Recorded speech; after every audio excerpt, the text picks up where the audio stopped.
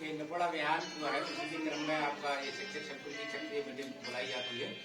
इस मीटिंग का जो उद्देश्य है वो आप एक साल से भली भांति जान रहे होंगे कि अपने ही साथियों के विचार से प्रेरित होना और अपने काम को लक्ष्य तक पहुंचाना इस मीटिंग का मुख्य उद्देश्य है। तो ये निपुण भारत के 5 सार रखे गए हैं। जितना भी आपके जो लेटर आ रहे हैं कि 5 बिंदु हैं। पहला बिंदु है जो प्रशासनिक है, 3 शैक्षणिक हैं।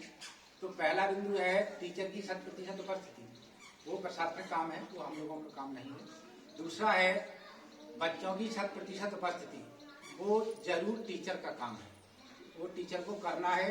जब बच्चे ही नहीं रहेंगे तो हम अपना निपुण लक्ष्य कैसे प्राप्त करेंगे? इसके लिए आपको योजनाबद्ध तरीके से काम करना पड़ेगा। इसके लिए जो हम लोगों ने एक खुद की विचारधारा है उसमें एक संपर्क रजिस्टर हर क्लास टीचर को दे दो। प्रधानाध्यापक वो क्लास टीचर अगर बच्चा 2 दिन नहीं आ रहा है तो उसके गार्जियंस को फोन करके उसका कारण लिखिएगा। अगर बीमार है तो कोई बात ही नहीं है, बाहर चला गया तो कोई बात नहीं है, लेकिन अगर घर पर है, खेत पर है तो उसको जरूर मोटिवेट करें कि आप विद्यालय भेजें।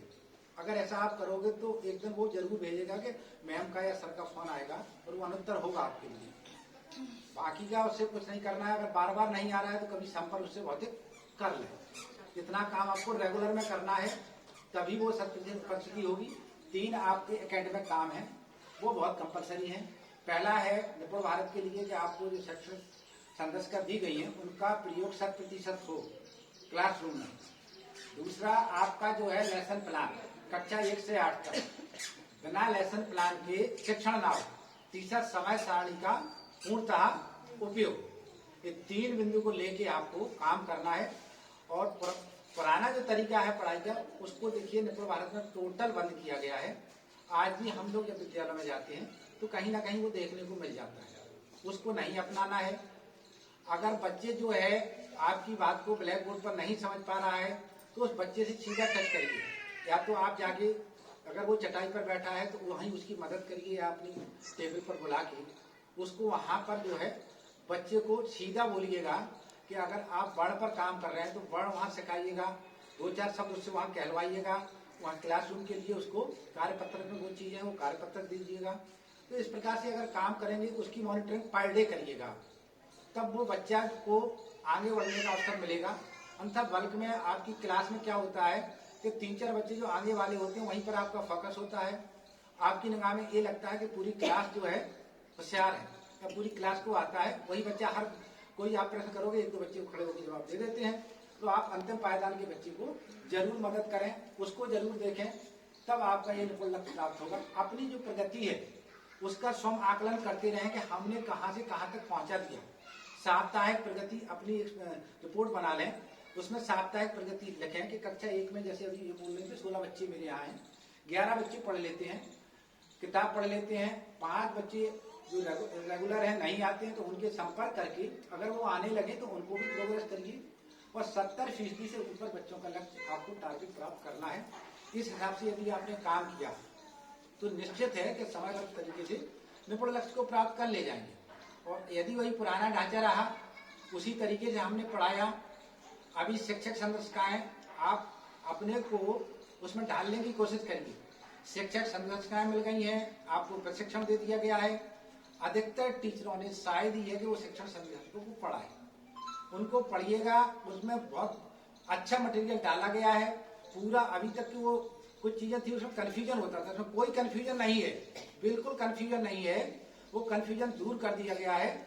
आप लोग जैसे गिनती अभी सिखाते थे तो सीधा 1 से 50 तक या 1 से 20 तक या 100 तक सीधा सिखाते थे। उसमें हम आप कक्षा 1 के बच्चे को 9 सप्ताह तक आपको 1 से 5 तक गिनती सिखाना है। 9 सप्ताह 63 दिन कितना गिनती सिखाना है? 1 से 5 तक।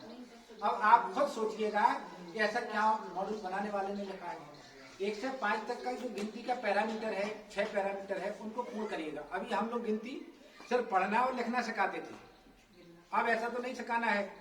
अब उसमें क्या किया गया है कि पहले उसकी मात्रात्मक समझ के साथ प्रयोग करिएगा। वो भौतिक वस्तुओं से गिनना सीखेगा, चित्रों के माध्यम से गिनना सीखेगा। इसके बाद उसमें वो क्रमांक के बारे में सीखेगा, किस क्रमांक पर कौन सी वस्तु आती है। फिर उसका समूहीकरण में वो सीखेगा, उसमें छोटा बड़ा सीखेगा। 1 से लेके 5 तक पढ़ेगा, 5 से लेके 4 तक 1 तक पढ़ेगा, सीधा क्रम में उल्टे क्रम में वो पढ़ेगा, रिक्त स्थानों को पढ़ेगा। इस प्रकार के जो 6 पैरामीटर हैं, इस प्रकार आपको जो है 9वें सप्ताह से लेके 14वें सप्ताह तक आपको 20 तक गिनती सिखाना है, सॉरी 16वें सप्ताह तक। अब आप देखिएगा 16वें सप्ताह तक 20 तक गिनती सिखाना है, और 7वें सप्ताह में 50 तक गिनती सिखाना है, और 20वें सप्ताह तक 100 तक गिनती सिखाना है। मतलब ऊपर के लिए बहुत कम टाइम दिया गया है। इसका मतलब है कि नीचे अगर हमने पकड़ बनवा दी बच्चे से तो वो ऊपर, अभी हम लोग ऐसा नहीं करते हैं, वास्तविकता में नहीं करते हैं। सीधा इसी प्रकार से आप जो है जब वर्ण या अक्षर सिखाते हैं तो बल्क में ही सिखाते थे, अब उनने बल्क में नहीं।